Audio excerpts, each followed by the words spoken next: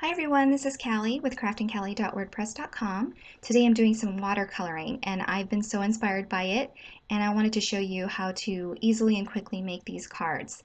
I ventured out and got some Tim Holtz distressing, so I wanted to try them out. And so with my first card, I used squeezed lemonade, chipped sapphire, and peacock feathers. And for the second card, I'm just going to use a smaller butterfly thinlet and change it up a little bit using picked raspberries, seedless preserves, and salty ocean. So I used some watercolor paper for this project, and like I said, I'm going to use a smaller butterfly there, and I'm going to take a piece of the negative space from the butterfly cutout, and I'm just going to quickly trace it with a pencil.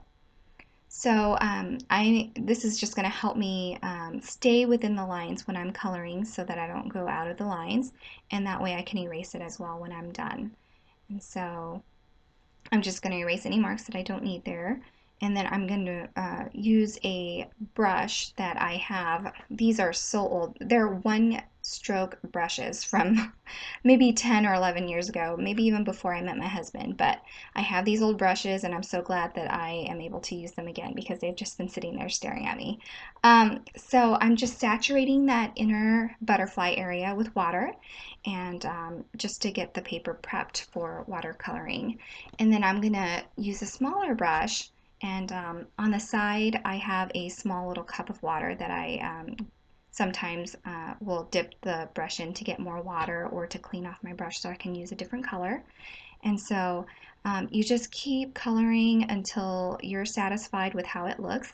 And I have to admit, it doesn't look very pretty. It's not very impressive. But once you layer the butterfly dye over it, I think it looks so pretty and so vibrant. So don't worry so much if you think your coloring is ugly like I do. Um, I was just pretty excited about using these new inks and trying out a new technique. So as you can see, it's not very vibrant, so I'm just going to go over it one more time with more of the pinks. I felt like I wanted those to be brighter and a little bit darker on the ends. So yeah, I think it helps to go over it a second time because I think as it dries, it looks a little bit more muted and a little bit lighter.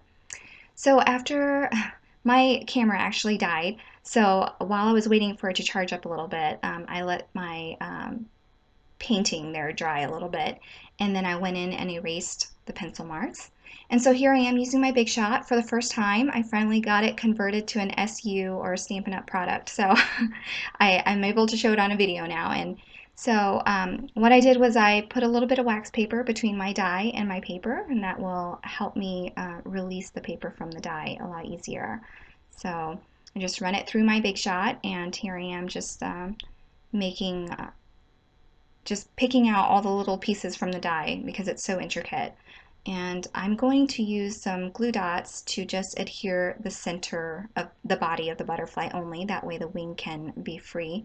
And then I'm going to go in with Papillon Potpourri. It's a set that coordinates with just these butterflies in general. And I'm going to use some StazOn ink to stamp them on some white cardstock. And then I am using Stampin' Up! Products now, and I just wanted to pull in some different colors and see if maybe they will blend well or look well together. So my first one here is using Rich Razzleberry, and as you can see, it looks pretty good. It matches a little bit. And then the Melon Mambo on the second butterfly. I'm using my Bitty Butterfly Punch, which coordinates with the stamp set, and I punch those out. And then I decide I want to use some foam tape and just cut 2 thin strips for these butterflies' bodies because that was the best product for it. So there I am putting it on there. And then my camera dies again. And so I let that sit for a little bit, decide to choose my cardstock. And while I'm doing that, I go ahead and I mount foam tape on the back of my card, and then I decide, oh, it's missing something. Obviously, it's missing a sentiment. So there's my sentiments off camera, but I hope you like this project. It was so fun and so easy to do. Thanks for watching and have a great day. Bye-bye.